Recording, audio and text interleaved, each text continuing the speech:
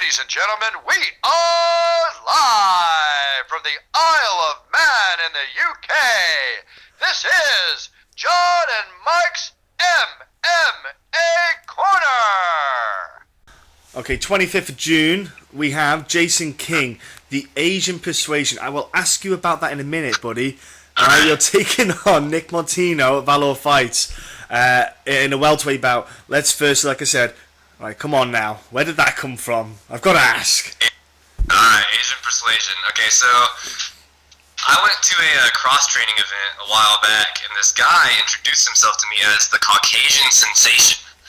And I had no clue how to respond to that, so just kind of as a joke, I was riffing, and I said, well, I'm the Asian Persuasion, and then it kind of stuck, and I didn't want it to stick at first, and then, you know, I live in East Tennessee with a very predominantly white crowd, so I actually like it now because, you know, it's almost like, you know, there's Jason King, and then during fight time, there's the Asian Persuasion. It's taking a character all of its own. Yeah. And because, you know, I have that goofy name, I have an easily recognizable face in the area, you know, people recognize me based off the name alone. Yeah.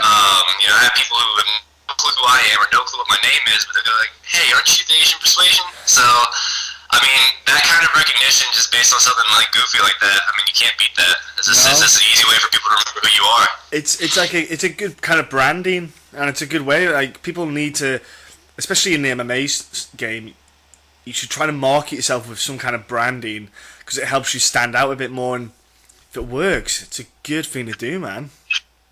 Oh yeah, no, I play it up every now and then. Usually, in the gym especially, I'll have people rolling. I'll be talking just normally like this, and out of nowhere, I'll break out the Asian accent, and you know, just makes people start dying laughing, and then you have visitors coming, like that guy didn't just do that, like, and you know, usually, but I've always wanted to do it after a fight, like when they give me the microphone, and I've always wanted to bust out the Asian accent, but usually by that time I'm so like tired and the adrenaline hits and dumps all at the same time. I usually don't have like the mental capacity to like switch accents, but I always wanted to. I think it'd be fun. You'll get it one day. Well, hang on a minute. Your last fight, how on earth were you even remotely tired? You hit him with 3 times, and that was it. No, that was a couple fights ago. No, Oh, sorry. I fought a guy named, his name was James Foster, and that was just a weird situation where I had an opponent. He backed out a week before the fight. Yeah. They found me another opponent. He backed out like the day after he took it. Oh. And then like, so I'm just, you know, I'm sitting there.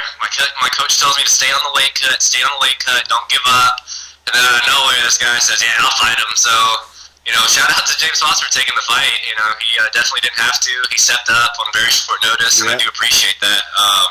But yeah, that was a 10-second win, and I'm actually kind of pissed about that because like I was sure that I was going to get knocked out of the night, and then my teammate Isaac Fine went and like gave a guy like a grand mal seizure with an 8-second knockout win the same night. So my teammate took my knockout victory. No, that is insane. Oh. Yeah, it was the same kick and everything. Like, he hit the same kick, knocked him out just 2 seconds faster than me. I was like, man. Oh, just damn it! I'd tell you what, yeah, you could. That fight though, I know it was only a few kicks, but you could definitely see your Taekwondo background kicking. Just absolutely, that was all that was really. In essence, it just shone Taekwondo, and I suppose my thing is Taekwondo. A great guy who's used it is Stephen Wonderboy. You know, he's using that kind of karate Taekwondo style. You must look at him a lot. You must look at a lot of his footage because you have to transition that pure martial art to MMA, and there's a big difference. There is a huge difference because you've got different variables to take into account. I imagine you must watch his footage, being the same weight class as well. It helps, and how he transitions the skill set over. Oh yes, yeah, you can probably see more traditional of a styling, I guess, to his moves than you can mine. But, yeah, you definitely have to transition. I took, as an amateur, you know, my first 2 fights, I lost both of them in this first round. Because, yeah, I was this Taekwondo, you know, stud at the time, but I wasn't really training MMA. I was just purely Taekwondo, some Jiu Jitsu, not a lot. I did like 1 day a week of Jiu Jitsu. So, you know, in both of those fights, yeah, I do great on the feet, and I'm kicking his ass and all this stuff. But as soon as they take me to the ground, Taekwondo doesn't mean much anymore when you got somebody on top of you. So, over the course of time, I've learned to take all those things I learned in Taekwondo and all those habits I picked up and just tweak them a little bit. Because obviously, I did Taekwondo for 20 years. You're not going to just not do those things anymore. Yes. So I've learned instead to embrace those habits, but then tweak them, like you said, to transition better into MMA. And it's funny about Steven, the Wonder Boy. My opponent, Nick Martino, has actually trained with him in the past and has that same style. So you're getting a guy he still does karate, I believe, but you have a very traditional style karate opponent, and then you got me, a guy with a Taekwondo background, who's transitioned a little bit more into MMA. I do have a little bit more experience than Martino does, but you have two strikers that are ready to kick and ready to duke it out, and yeah, I'm excited. For some reason, my past couple fights have been against short wrestlers that are just strong, and I won one of those, I lost one of those, but still, it wasn't a fun fight for me. It was one of those grindy, just here we go, we're gonna play this game. So I'm looking forward to this fight with Martino. Not only yes, I think I can beat him. Yes, I fully believe in my skills, but also it's gonna be fun. It's just gonna be a back and forth. He likes to play the outside, long-range game. I like to play the long-range game. We're just going to see who's better at it. I immediately think about Street Fighter, Ken and Ryu, and just spinning stuff, spinny kick, spinny stick, spin. That's all I'm thinking about right now. That's all I care about. That's all I want to see. If you two, either one of you two, if one of you two go for a takedown, I think you should lose the match automatically. Just no, that's it. You lost because I'm not having that. If you're not spinning stuff, get out.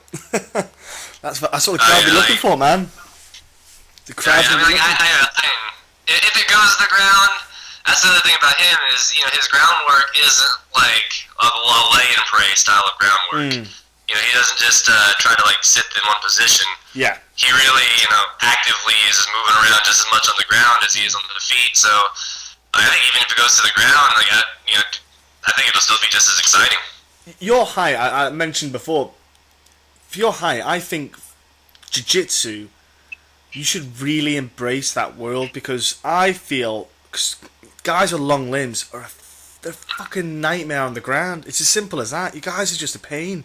Because I've got guys that I've rolled with and they've got long limbs and they slap those triangles and arm bars in it because their legs are just so long. It takes you longer to lift up and get out of the way. I went up against an opponent who was, I think he was 6'4". Was he about 6'4"? And the problem was I ain't getting down easy enough. But when you get him down and you got those long limbs coming out and you're like, oh man, it's like an octopus just wrapping around you. Have you started to realise and embrace that side of the sport? Have you started to realise that you should be, embracing that jiu-jitsu world and using your body for what it can do in that side of things? I definitely agree with you on that. My jiu-jitsu has come a very long way since I came to Knoxville Martial Arts Academy. Right now I have, I guess, two styles that we kind of do simultaneously. We do the Big E program, which is headed under Rafael Oliveira. He's a former UFC fighter. Yep. And we have, our strong base in that, but then we also are a 10th Planet Jiu-Jitsu affiliate. So, under Eddie Bravo, our regional guy is Brandon McGaffron out of Decatur. But the 10th Planet system is so, vastly different from the traditional aspect, and it also a guy who's long and flexible, and it caters to a lot of the things that I do. My last fight, actually, and I was talking about being really tired of the fight, this is what I was thinking of. It went to the third round, which between my amateur and pro career, that was the second time I've ever been to a third round, and I was tired. The first round was somewhat even. I would have given him the round, and the second round he definitely got. So, I was down 2 rounds to 0 in my mind, and, I'm exhausted, he's in my guard, and then once I hit that triangle, though, I knew I had him. My coaches yelled to turn the corner, and where I do have that length, that body length, just being able to create an angle that is so difficult for people to get out of. Yeah.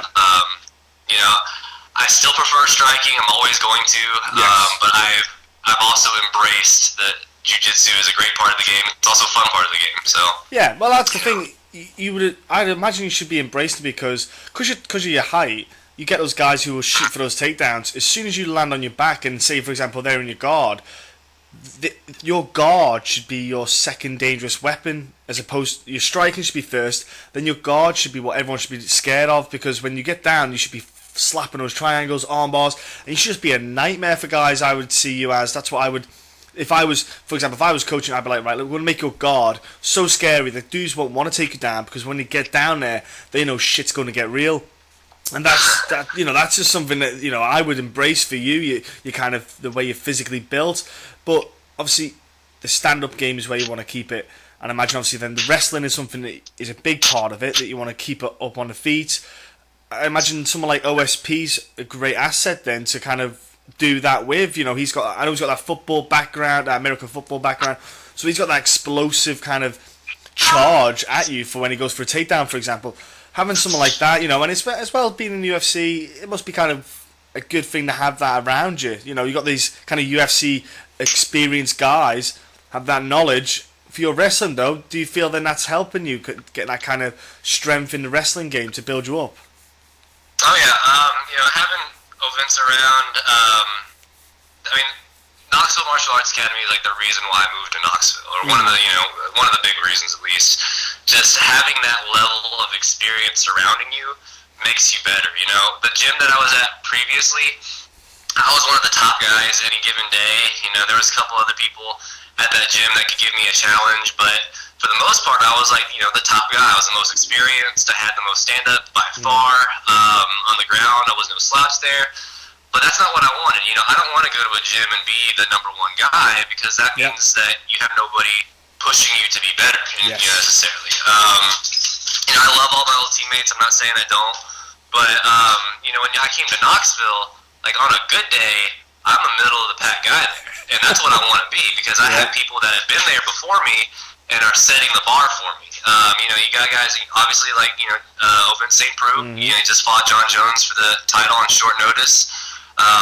He brings in that kind of experience. My coaches, Eric Turner, Joey Zona, they are the ones that brought him from a football player that literally had never thrown a punch, like in a martial arts experience in his life, to, fighting for a title. So you have that kind of experience, but then you also have guys, like Justin Fisher, who, he's been one of the top middleweights in the area for a long time. You've got guys smaller than me, like Nick Gertz, who are, just little phenoms on the ground. Yeah. And you have all these different looks and angles that, like I said, on any given day, I'm probably not going to be the number one guy there, and that's great for me. It is, yeah. The key is getting your ass kicked. If you can get your ass kicked in the gym, the amount you learn from that, you take to the cage, it reduces the chances of you getting your ass kicked in the cage. As crazy as it sounds, but it's true. If you can minimize, if you can get your ass kicked there, you will minimize the chances of losing in the cage. And I imagine that's something that, when you're there training with the boys and the top guys, you must be learning so much with them. And when you walk home, you go, man, that's what I've been doing wrong for X, Y, and Z. I need to be doing it. And you must just be you must be quite excited then when you get home, when you've finished training and you've absorbed all that information. It must be quite an exhilarating feeling. Oh yeah, no doubt. Like I said, I tried my best to help. Even when I don't have a fight camp. I help others in their fight camps, and you pick up things. It's like, by doing that, I might not be on the quite the same level as Ovens, but I help him in his training camp. So he gives, like, I'm forced to be put in situations and looks that I normally never would have gotten. And you pick up on that, and you learn from it. And 2 months down the line, I'm doing something, and my coach stops me like, hey, where'd you learn that? I was like, we learned it through Vince's thing. You weren't teaching me, but I was there. Yeah. So it's a constant area, like it's a constant cycle of learning there, which is great for me. I never want to stop learning, because as soon as you stop learning, you stop having fun. That's what I believe. And this is still fun for me. Yes, I want to make a career. Yes, sometimes I'm dragging it to the gym, but at the end of the day, this is something I choose to do. It's something that's fun. It's something that brings me joy, and a big part of that is that constant, strive for perfection. Yeah. That constant, I'm going to aim the bar so high, and one step at a time. trust the process. One step at a time, one little bit. If you go to the gym, you try your best, and you just get 1% better, it was a good day. So I've got to say, that's definitely what I have. Have you invested in a diamond cup? The brand, because I'm just thinking out loud, mate. Or do you need a stronger cup after after an experience you had? That's funny you mentioned that. Okay, so backstory. My pro debut ended late in the second round, just vicious nut shot. And it wasn't so much the actual. I mean, the knee hurt, yes, but what actually killed me is the cup I had at the time was a shock doctor, and it was just like one of those things you buy at the mall. And so the knee hurt. I'm not going to say the knee didn't hurt, but what hurt more was the fact that my cup was out of position. Oh, so, right. Basically, just imagine the edge of the cup as a knife. Yeah. And then just pop me right there. That's actually what hurt it the worst. That's what made it swell up, and that's what made it a nightmare. But it's funny. My dad had never come to a fight before, but he came that night. And so that happens. It is what it is. About a week later, he sends me a link to a diamond cup. Says, "Hey, what do you think about this?" I was like, "You should, if you love me, that would be a wonderful present." So I do have a diamond cup. I've been kneading the ball since, and it's been obviously it's not a fun experience ever, but it's definitely a much more comfortable experience, let's say. Yeah, it's a better experience than the first one. Yeah. I'll leave it at this, so. See, folks, it pays to protect your twig and two berries and your teeth as well. Mouth guard, get a decent mouth guard as well. All that makes a difference, you see. And I didn't even know you had a diamond. I just know they're the best. I don't have one of them myself. I've got a kind of it's almost like a steel cup in a way, but it's just the front's got a steel bar going down the middle, and then it's like a hard plastic around the outside. So if someone does need me, they're going to get a bit of metal on the knee. So it's kind of that's what you get. But yeah, I saw that experience and I thought, wow, what a great way to to step into the big boy leagues. Oh yeah, it was fun. I've talked to my opponent at the time, Jed Brown. I don't think it was intentional. It happens. Yeah. But yeah, that was definitely I went. Like I said earlier, I started my amateur career 0-2, and then I won 5 straight. So it's been a while since I lost. And then I was going in that fight pro debut. I'm ready to win. I understand the concept of losing, but then that fight happened, and I was like, no contest. What is this? So it was definitely a weird beginning to a pro career, but we'll. Now you're fully healed. You said though that you were tired in your 3-round fight. You were exhausted in the 3rd. So conditioning, that's a big thing then. All right, you obviously learned from that fight. You went, I need to work on my conditioning. Yes. Your coaches obviously noticed it as well. Have you paid particular attention to maybe adding a bit more to your training regime in that sense, or have you just altered what you've been doing, or were you training too much? Were you overtraining? No. To answer a couple of questions there, my last fight was February 13th, 14th. It was the day before Valentine's Day, and on January 1st, I actually partially tore a ligament in my foot. And as a result, I couldn't really run that entire camp. I also couldn't really throw kicks with my right leg. I threw a couple in the last round just because I had to go for broke at that point. But that played a big factor into it. Just I wasn't getting the normal amount of cardio I was used to. But I went ahead and took the fight, unfortunately, and I was able to secure that triangle. But after this time, not only was my foot better, but I decided I'm going to take the next step.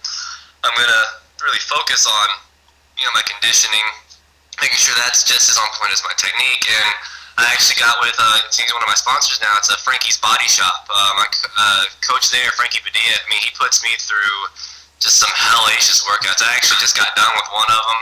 Today is probably my last hard conditioning day. After this, we'll kind of taper it down. But I've noticed, like right now, I'm walking, like I said, around 185, 186, fully hydrated, but also my body looks as cut up as it usually does at, 175. I'm noticing a huge difference, especially in my endurance. There is some strength gains, but we wanted to focus on my endurance, and I feel like I can go forever now. I don't feel like conditioning will play a factor in this. I know Nick Martino is fast.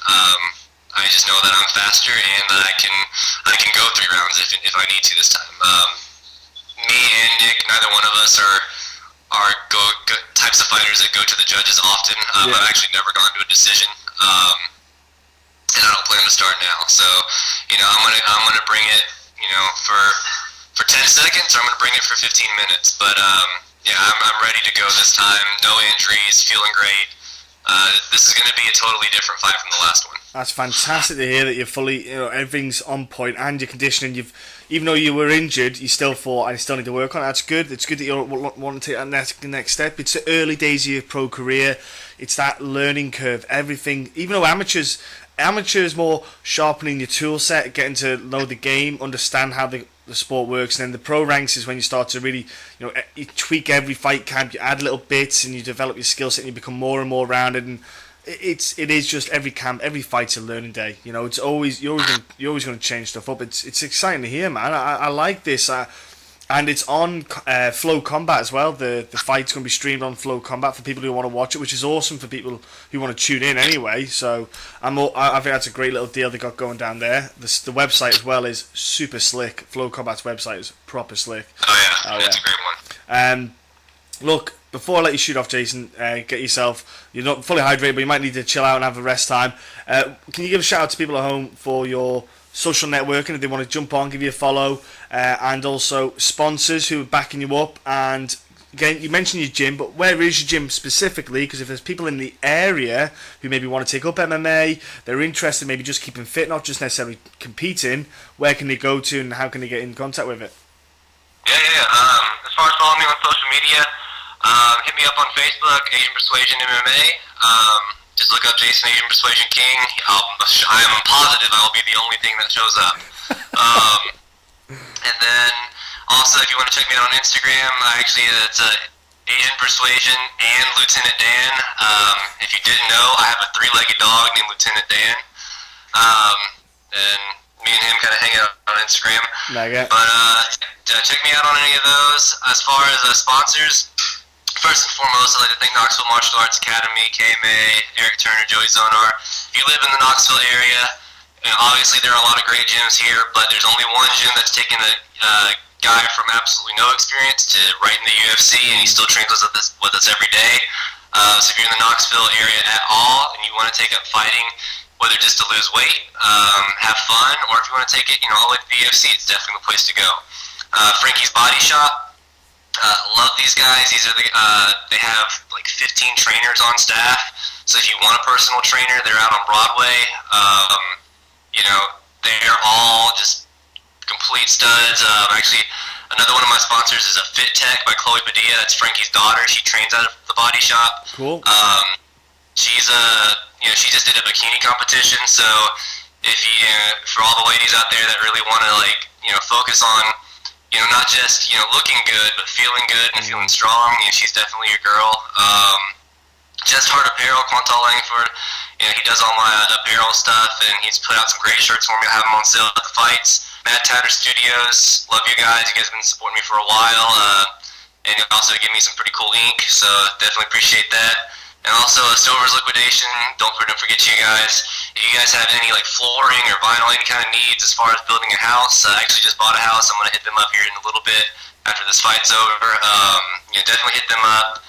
And I think that's it for now, but we'll after this fight, hopefully we'll add a couple more to that list. We definitely see that's the thing. Progression, you'll get the big names. Nike will be next. That's the next one. Look, honestly, thank you for your time, man. It's been an absolute pleasure. I want you to have a great fight at Valor Fights. It's going to be an awesome weekend anyway. Tim puts on a great card. He runs that promotion really well. Keeps fighters happy. Look, it's just going to be good things. Good 2016. Have a great time, man. All right. You do the same, sir. Thank you for the interview. No, absolute pleasure. Absolute pleasure.